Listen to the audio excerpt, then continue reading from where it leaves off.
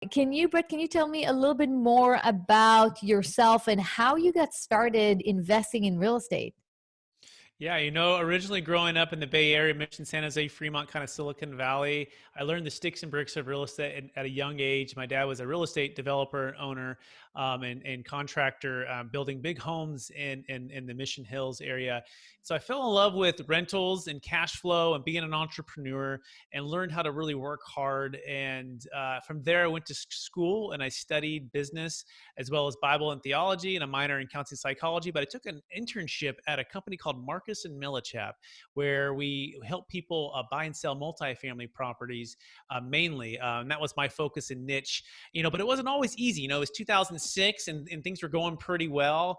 And I was brand new in the business, just trying to make it, trying to survive. And my wife's at home and our first baby is on the way. And so we just started to get some momentum. And for those who don't know, in real estate brokerage, it's 100% sink or swim, no salary, no benefits. And I grew up with, my dad had a lot of wealth, but my mom didn't. Parents were divorced when I was young. And I always knew that I didn't want finances to be any kind of struggle. And I wanted to be the dad to be able to provide for the family. And I want to take that pressure off the table. And so I wanted to make it big in real estate. And I was determined to succeed. And just as I started to get some momentum, the 2008 crash hit.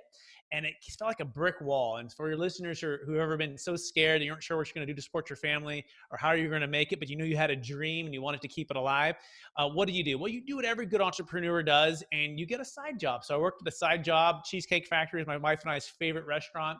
And I worked there nights and weekends. And by day, I would make real estate calls and try to help my clients who are losing their properties to banks, who are trying to reassess taxes with banks or with the city and counties, and who are trying to hold on to these tenants who were all of a sudden didn't have jobs, right? And so with all of that, we were going through these two struggles. Me, new dad, trying to survive in the business, loving it, of clients, losing half their wealth or losing all of their wealth. And I hit a brick wall. And I was at the bottom of this, and I wasn't sure if I was going to be able to keep going. And then my manager at the time brought in a gentleman to speak on the Deferred Sales Trust. And I sat there, like a lot of your listeners are probably sitting there right now thinking, what is this, the Deferred Sales Trust? Is this a Delaware statutory trust? No. Is it a 1031? No. And he went on to tell us how this strategy could have helped and could have saved people millions of dollars in capital gains tax and helped them to never have to feel trapped by a 1031 exchange ever again. And it was like a light bulb went off in my head. I said, everything is changing from this point. What he's saying is true. And so I was very skeptical, and I just asked questions, and I started to learn. And then I started to test by sending referrals. And then I started to test by becoming a client myself, with them managing my money. They were financial advisors by trade.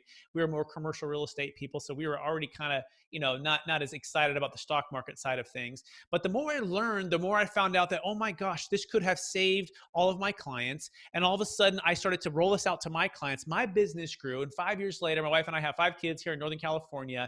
I've been able to succeed as a commercial real estate broker. But more than that, I've shifted to helping other commercial real estate brokers, high-end realtors, financial advisors, and commercial real estate syndicators be empowered with this strategy, so their clients never have to face being forced by a 1031 exchange to overpay for a property, or just defer taxes on the sale of a primary home, Bitcoin, publicly traded stock, carried interest, using this deferred sales trust strategy.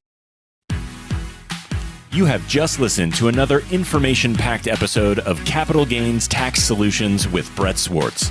We hope you enjoyed today's show and found it helpful. Visit capitalgainstaxsolutions.com to access the show notes and to access more resources. Don't forget to leave a review and join us again next time.